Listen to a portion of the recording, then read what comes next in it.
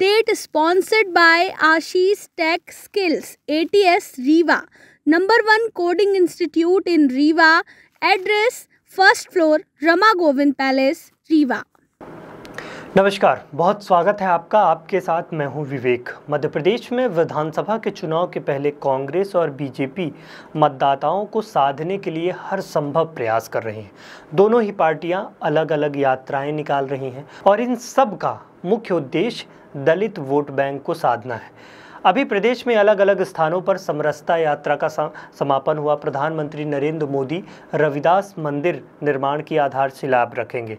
कांग्रेस पूरे प्रदेश में आदिवासी स्वाभिमान यात्रा निकाल रही है और कांग्रेस के एक विधायक जो इस समय बड़े चर्चा में आ गए हैं, उमंग सिंघार ने प्रदेश के आदिवासी मुख्यमंत्री की मांग कर दी है और सिंघार ने कहा कि मैं नेताओं का प्रिय नहीं हूं, मैं आदिवासियों का प्रिय हूं।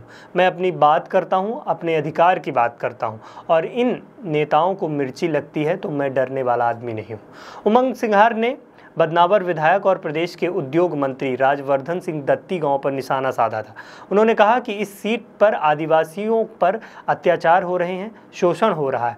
दत्ती गांव के लोग आपको लूट रहे हैं। आपको बताएं कि सिंघार ने कहा कि राजा महाराजा सुन ले, कहानियां तो राजा महाराजाओं की लिखी जाती है पर इतिहास तो आदिवासियों का लिखा जाता है।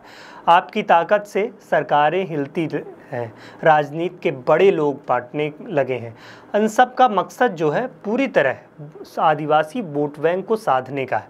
सबसे पहले हम आपको सुनाते हैं कि उमंग सिंघार ने क्या कहा है। कहना चाहता हूं कि जब तक मध्य प्रदेश का मुख्यमंत्री आदिवासी नहीं बैठे, चाहते हो मध्य प्रदेश का मुख्यमंत्री आदिवासी रहे? मेरी बात नहीं कर रहा हूं, लेकिन अपने समाज की बात कर रहा हूं। तुम्हें चाहते हैं कि हमारे समाज का आदिवासी मुख्यमंत्री बनना चाहिए।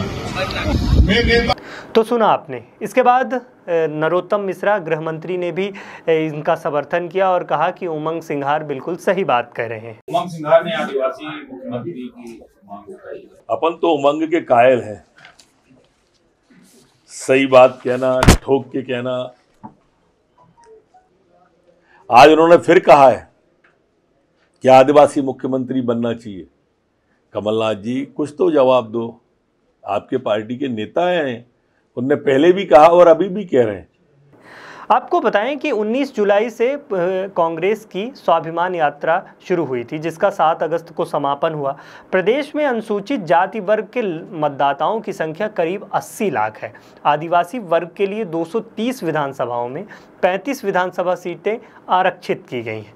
पिछले चुनाव में कांग्रेस 18 और भाजपा को 17 सीटों पर जीत मिली थी और प्रदेश में आदिवासी वोटर्स की संख्या की अगर बात करें तो संख्या 1 करोड़ 10 लाख। एसटी वर्ग के लिए 230 में से 47 सीटें आरक्षित की गई हैं।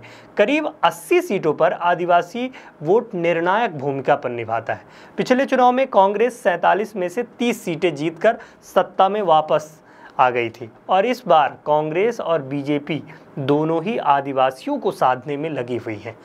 उमंग सिंघार ने जिस तरह का बयान दिया उसको लेकर पूरे प्रदेश में चर्चा शुरू हो गई और तमाम ये आरोप लगने लगे कि उमंग सिंघार क्या कमलनाथ के मुख्यमंत्री घोषणा से खुश नहीं है। बीजेपी ये आरोप लगाने लगी, लेकिन मुख्य उद्देश्य जो है वो आदिवासी वोट बैंक को साधना है और जिसमें कांग्रेस पार्टी और बीजेपी दोनों ही लगी हुई है। Update sponsored by Ashish Tech Skills, ATS Rewa, #1 coding institute in Rewa. Address: first floor, Rama Govind Palace, Rewa.